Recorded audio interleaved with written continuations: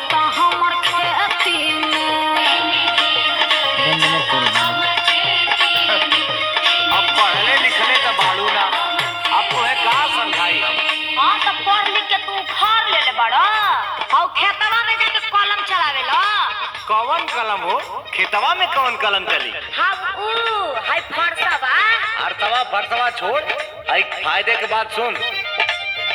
मजा मिली नहीं एसिया कूलर